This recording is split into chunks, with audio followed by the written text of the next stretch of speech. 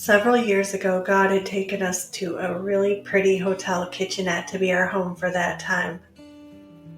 I was on the same journey that I am now of depending on God's promise as our support for my income.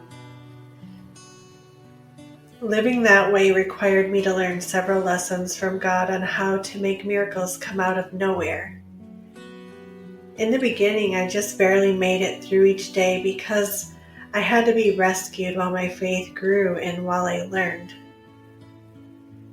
I was still learning the process that God had taught me to draw out the invisible out of nowhere into the visible.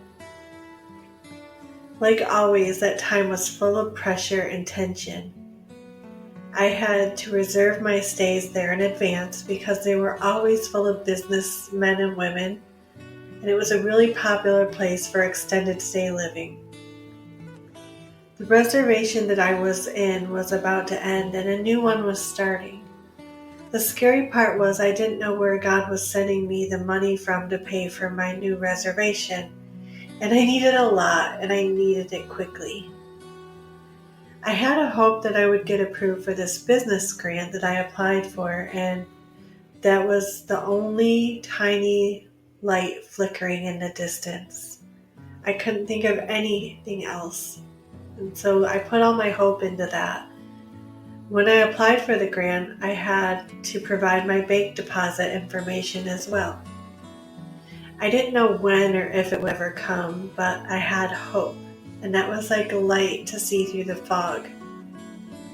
By that time, I was in full-fledged training from God on how to make my hopes become real outcomes. God kept showing me to do as it says in Mark 11:24, believe that you have already received and it will be yours. God was always showing me that I needed to become like a little child and imagine my hopes came to pass. The imagination is like the vehicle of faith that gets things moving. It is so powerful, and it is the sweet place where miracles are born. Little kids, when they play, they use their imagination. They imagine they're in different places, or they're different people and heroes and knights and princesses and mermaids or whatever.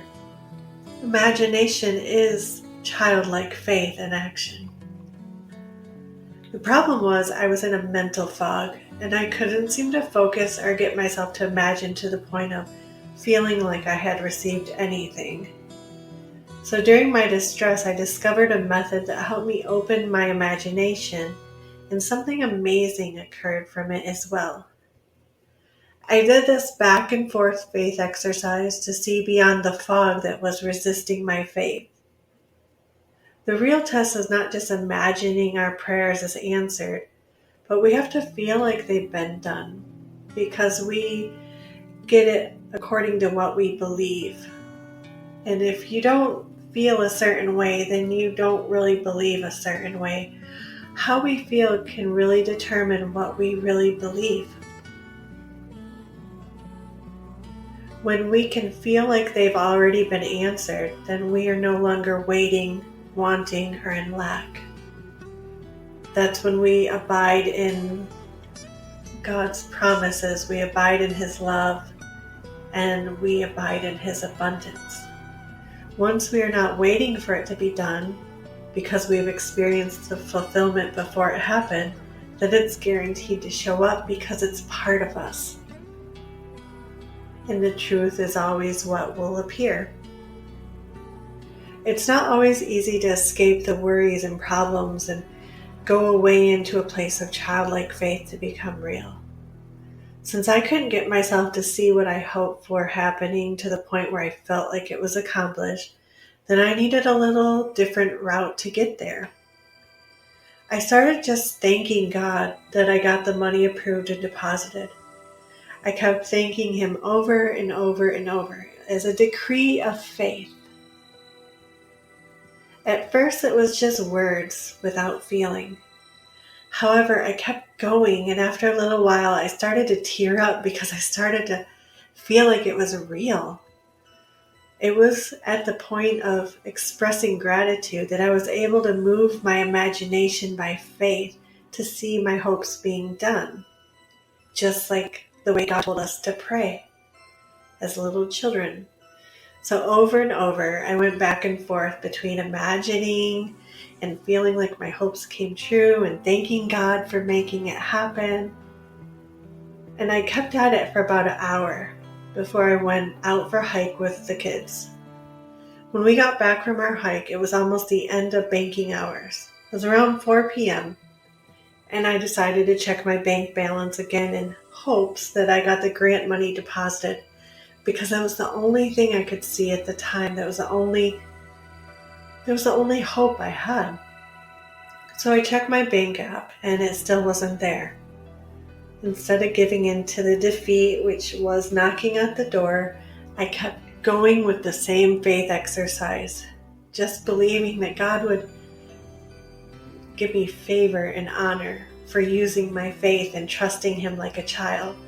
So after about 30 minutes later, I checked my bank app again and I was speechless. I had only about $8 in my account the last time I had checked. Then when I decided to check my bank account again, the balance was $14,000. I was literally weeping in gratitude, and I was so happy that I felt like I could fly. That gift from God covered us to stay in that fancy kitchenette for business people for nearly 6 months. And it was a lifesaver because we had our room covered during the busiest and most demanding season for the hotel. I wrote about several encounters like that in my book, Naked Wings, which you can find at my website, www.diamondsfromthedust.com. And I also have a Hope Repose program and a Dream Course program to help people who are eager and excited to bring things out by faith and to see God show up in such miraculous ways. I will never forget that moment. It didn't feel like anything would happen, but I kept pressing into my hope until it did. Our body will believe what our minds tell it, so if we continue to persist in faith and tell ourselves that something's going to happen, like the woman with the issue of blood, she drew the virtue power of Jesus because she kept telling herself, if I can touch His garment, I'll be healed. The power she received to be healed came from what she told herself and what she felt and what she believed. And if you tell yourself something, you're going to start to feel it and you're going to start to believe it. When we are thankful, we open our hearts to receive and feel like we've already received something. Thankfulness is the beacon of light that helps us see through the fog and into the conduit of faith-fueled imagination.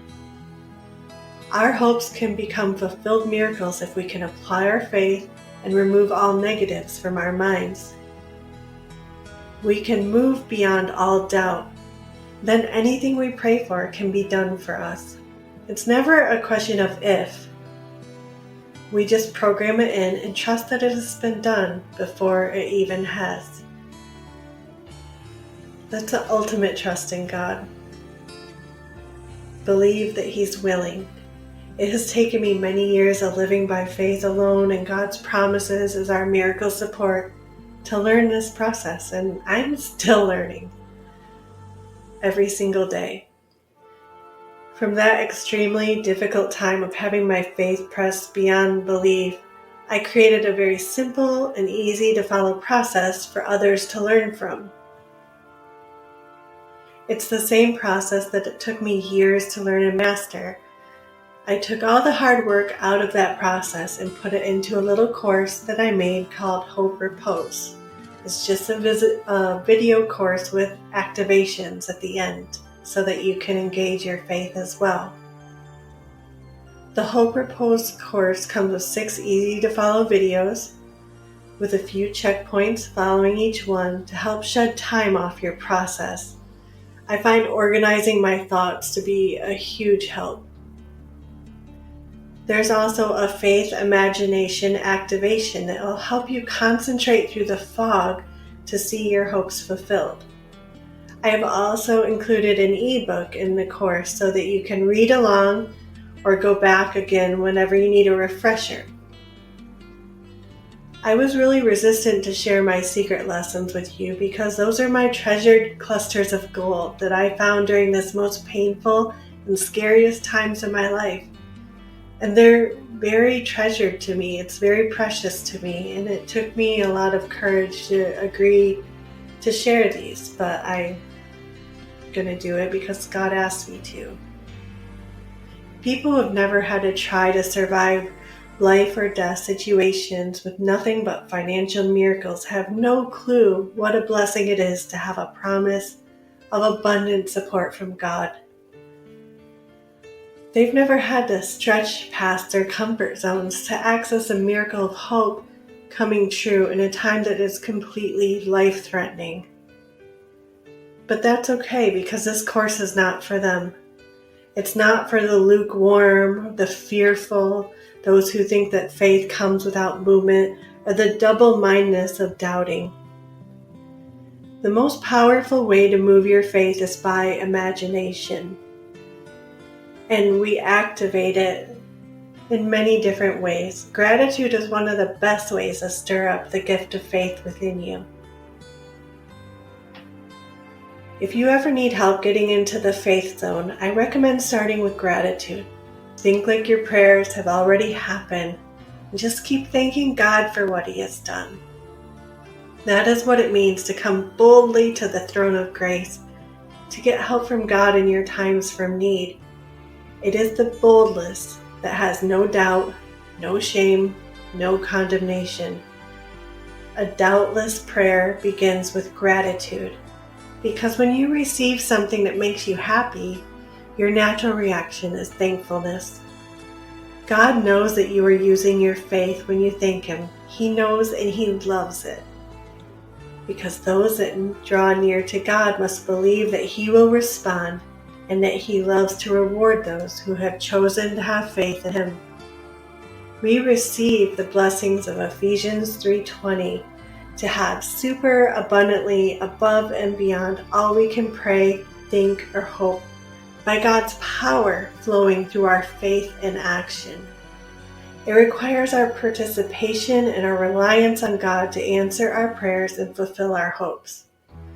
I had to walk through this firsthand when I lived with no income, and I saw miracles of support every single day come to fruition.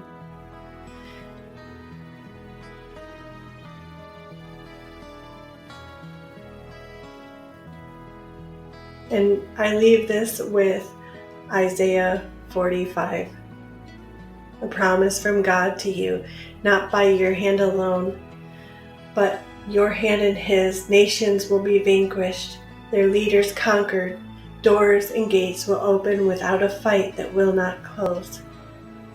God will go ahead of you and smooth the way, lower the heights, break down the bronze doors and cut through iron bars. God will give you hidden treasures and wealth tucked away in secret places. God will reveal them to you.